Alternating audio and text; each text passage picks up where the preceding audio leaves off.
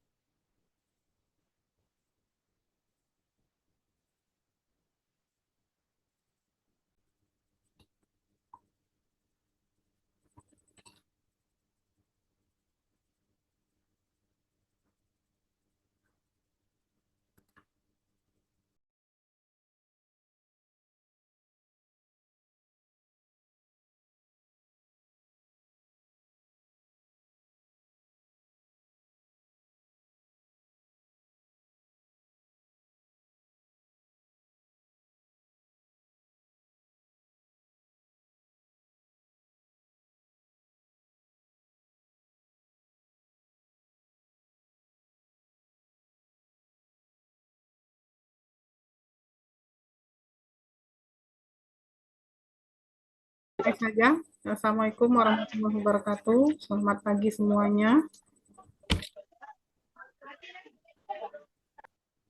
Ini baru yang bergabung 8 orang. Kita ada sekitar 28 orang ya. Selamat pagi Bu Ariana.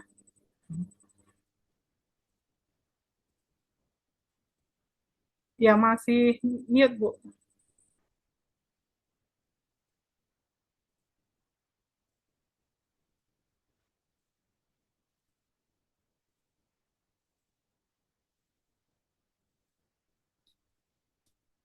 Baik, hari ini adalah web kita yang Ibu, iya. Ibu dari mana Ibu?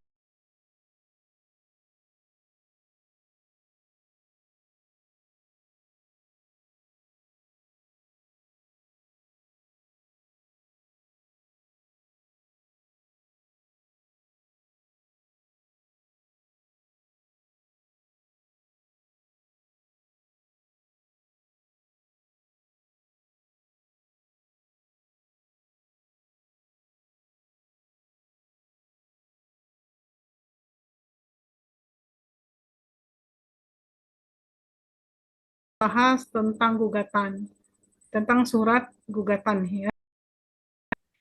Kemarin siap Ibu. iya ada buat tugas semuanya gugatan. Dia sudah dikumpulkan Ibu, sudah dinilai. Ya, sudah dinilai. Nah, itu memang saya perhatikan sekali untuk tugas-tugas itu, karena banyak yang kadang salah masuk, salah buat, kemudian ada yang juga asal-asal buat gitu ya. Dari ChatGPT pindahin langsung, itu banyak juga yang seperti itu. Atau di foto tugas, kemudian dikirim di e-learning. Nah, bukan seperti itu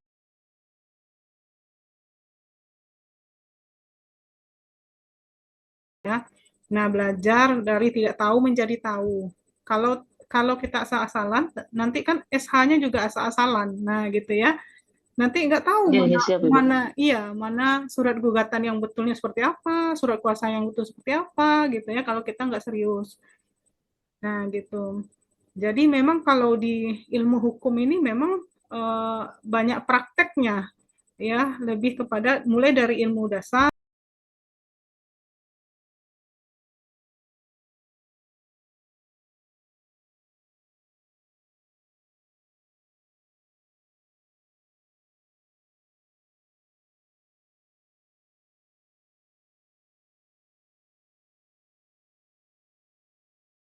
Nah, ini kan kita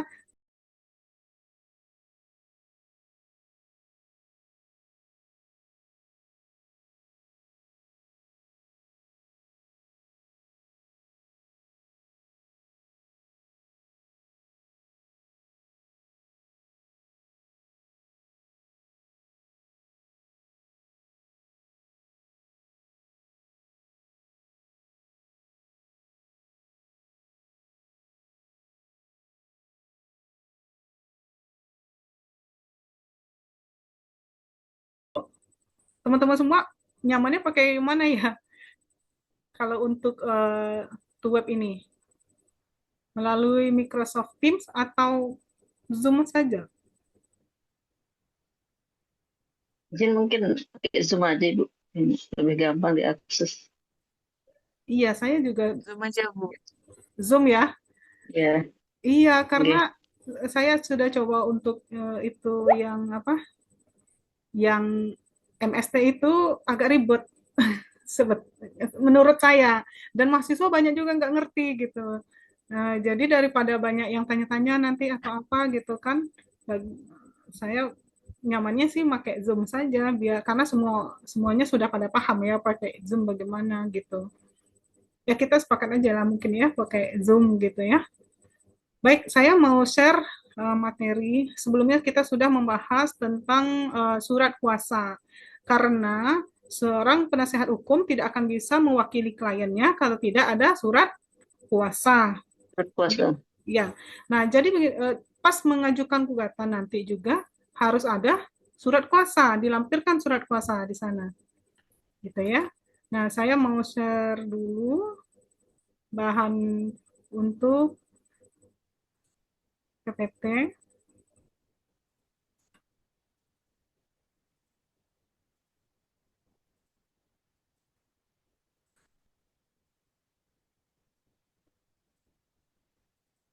Bisa kira-kira teman-teman lihat semuanya?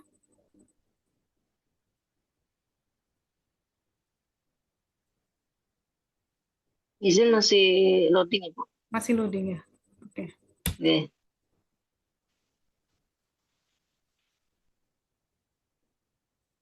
Sudah bisa dilihat? Sudah, Sudah, Bu. sudah bisa, Ibu. Sudah bisa ya? Hmm, kita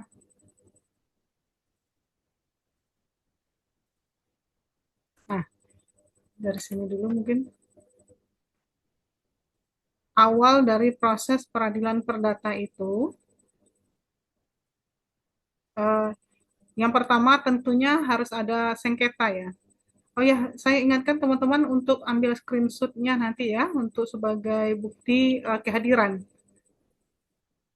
Dan nanti juga ada apa laporan akhir, jadi nanti dilampirkan. Oke, sebelumnya harus ada dulu sengketa atau masalah antara para pihak, ya. Kemudian sengketa yang dipermasalahkan dan kemudian baru memasukkan gugatan. Nah, sekarang kita lihat gugatan itu apa? Apa sih yang dimaksud dengan gugatan? Surat gugatan, ya. Gugatan ini nggak bisa dibuat secara idealnya tidak bisa dibuat secara lisan ya. Nah, karena kita mau mengajukan ke pengadilan. Jadi gugatan itu adalah tuntutan hak yang diajukan oleh seseorang. Tentu yang mengajukan ini disebut dengan penggugat ya kepada pihak lain yang kemudian disebut sebagai tergugat melalui pengadilan negeri atau pengadilan tingkat satu agar memperoleh perlindungan hukum, kemudian pemenuhan haknya yang dilanggar oleh si tergugat, kemudian juga untuk mendapatkan kepastian hukum, manfaat, dan keadilan. Ya, nah itu yang dimaksud dengan gugatan, gugat, menggugat. Jadi kalau di dalam pengadilan itu istilahnya itu gugat menggugat, ya.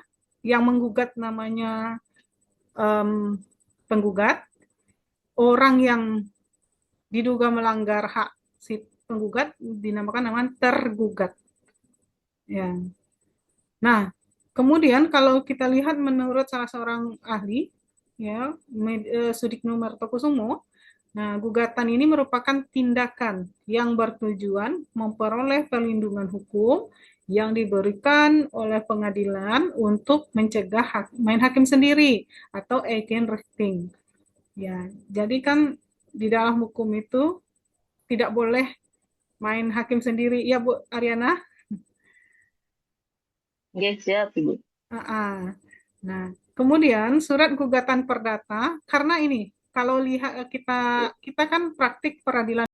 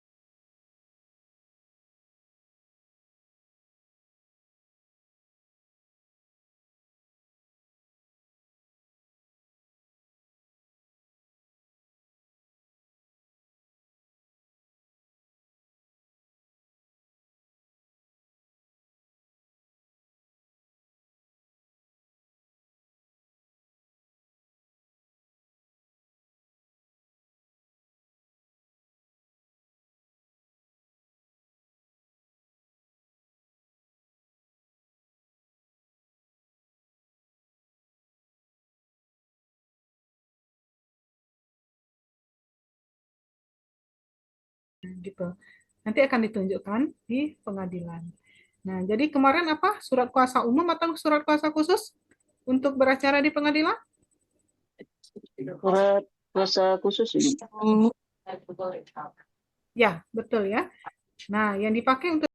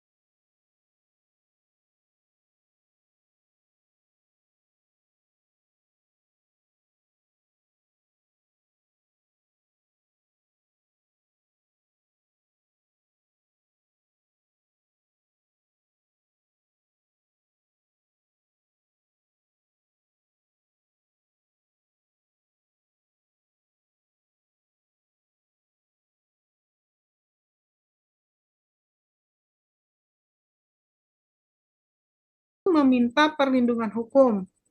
Ya, perlindungan hukum terhadap hak-hak kita yang dilanggar oleh orang lain. Nah, kalau di dalam hukum dalam keperdataan ini yang aktif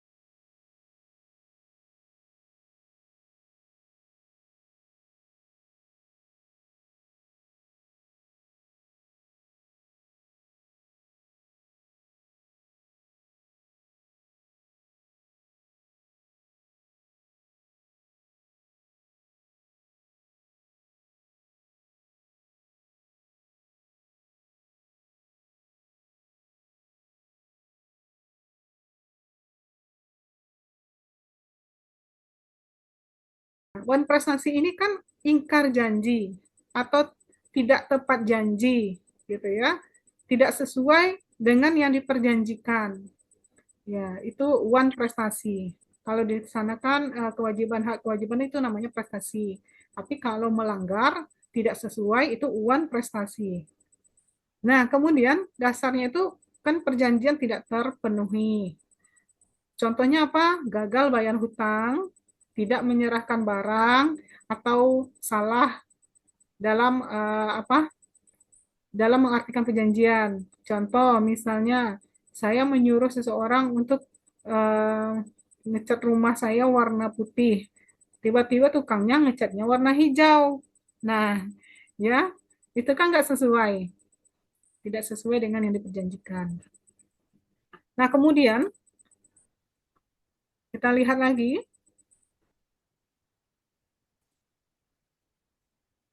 gugatan ada namanya gugatan perbuatan melawan hukum, PMH.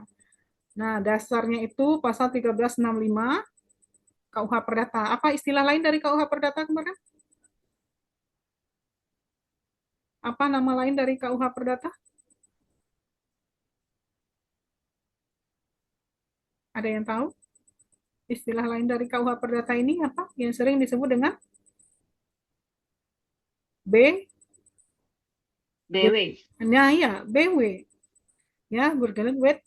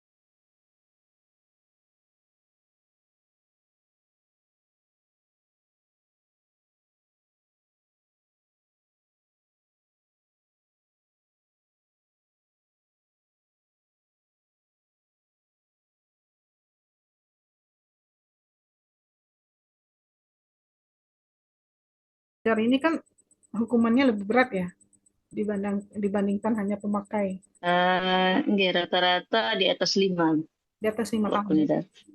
Di atas 5 tahun. Oke. Nah, ya itulah kalau sekarang itu ya, saya jadi ikut prihatin gitu ya. Maksudnya banyak kasusnya itu malah terjeratnya narkoba gitu.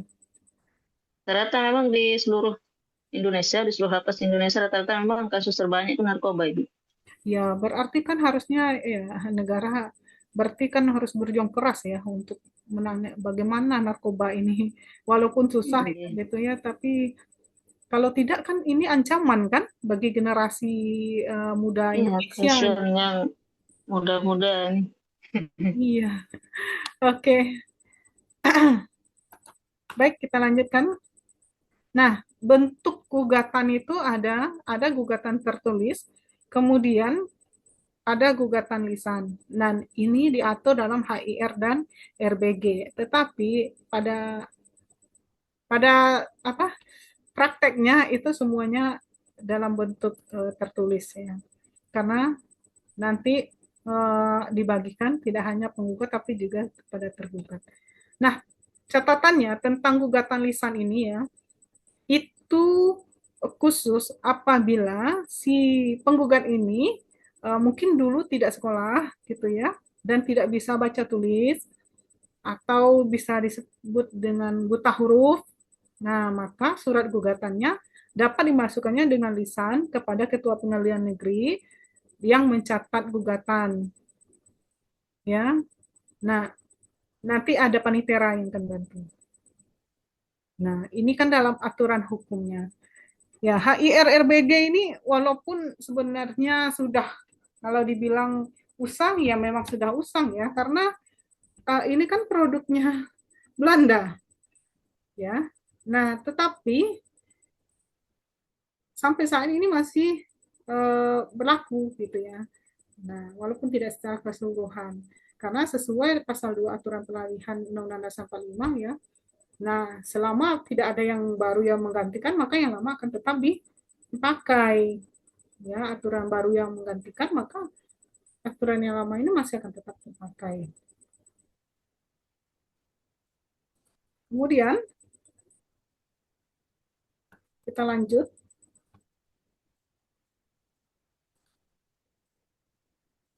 dasar hukum dari gugatan ya.